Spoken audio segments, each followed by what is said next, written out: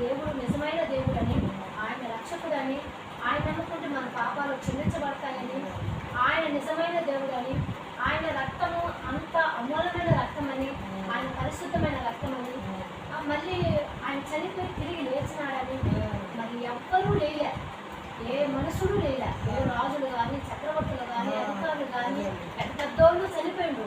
కానీ ఆ సమాధిలో వాళ్ళు ఎముకలు మిగిలే. కానీ యేసు ప్రభు చనిపోయినప్పుడు ఆయన తిరిగి లేచిండు, తిరిగి లేచిండు ఆయన యేసు ప్రభు. ఆయన సమాధి ఖాళీ సమాధి.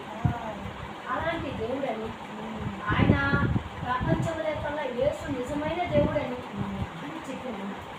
చెప్పిన తర్వాత నేను చూసిన ఆయనలో నీతి కానీ, ఆయనలో పరిశుద్ధత కానీ, ఆయనలో ఎటువంటి పాపము లేదు, పాపం లేదు.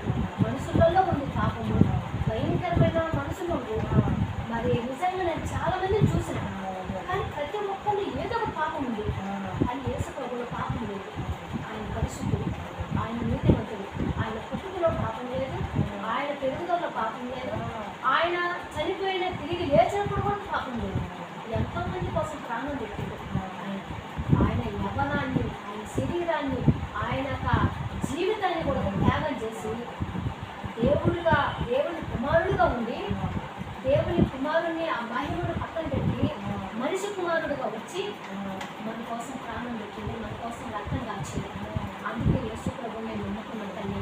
నేను నమ్ముకున్న తర్వాత దేవుడు నాకు ఎంతో మేలు చేసింది, చాలా అంటే చాలా. ఆయన నీకు తెలుసు వరకు ఊళ్ళో కొంత సాక్ష్యం ఉంది. అప్పుడు ఆయన భయంకరంగా ఇబ్బంది పెట్టేవాడు. నా పెళ్ళైన కొత్తగా మా పెద్దగా కూర్చున్న ముందు అంత ఇబ్బంది పెట్టిండు. ఎంత టార్చర్ అంటే నరకంలో చూపించింది.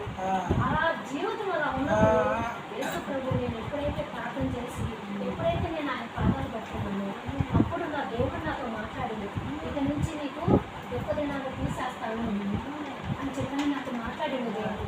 అలాగే ఆయన మాట్లాడిన ఆ క్షణంలో మార్పు వస్తూ ఉంది అన్నమాట. ఆయన నిజంగా నేను నా తల్లి, నా తండ్రి వాళ్ళందరూ నన్ను, ఎందుకంటే నేను ఇష్టపడినానని ఒక నిజంగా వదిలేసినట్టు నన్ను వదిలేసింది. అందుకని నేను దేవుడు నా తల్లి కంటే, నా తండ్రి కంటే మరి ఎక్కువగా నన్ను ప్రేమించింది. ఆ దేవుడు అంతగా నన్ను ఆదరించిండు, అంతగా నన్ను ప్రేమించిండు. తన బిడ్డలాగా నన్ను చేర్చుకొని ఈరోజు నేను సజీవంగా ఉన్నానంటే దేవుడే దానికి కారణం. కుమారుని బట్టి నేను ఎంతగానో స్థుతిస్తున్నాను. నా భక్తులు మార్చింది. ఈరోజు నేను 10 మందిలో తిరిగి నేను దేవుని యొక్క సువార్త ప్రకటించడానికి నాకు సమయం ఇచ్చింది. నేను మరణించబోతున్న నన్ను నన్ను బ్రతికించింది దేవుడు. అందుకని ఆయన నిజమైన దేవుడని, ఆయన రక్షకుడని, ఆయన సజీవుడని నేను నమ్ముకున్న తల్లి. నేను కూడా ఏది నిజమో ఏది సత్యమో ఈ భూమి మీదనే, మళ్ళీ సరిపోయిన తర్వాత ఉండదు. మనం అది సత్యమని, ఇది మంచిదని, ఇది చెడ్డదని, అది చీకటని, ఇది ఎలుతురని, ఇక మనం చనిపోయిన తర్వాత ఏది మనము ఆలోచించడానికి టైం ఉండదు. బ్రతుకున్నప్పుడు మనం ఆయన్ని ఆలోచించాలి.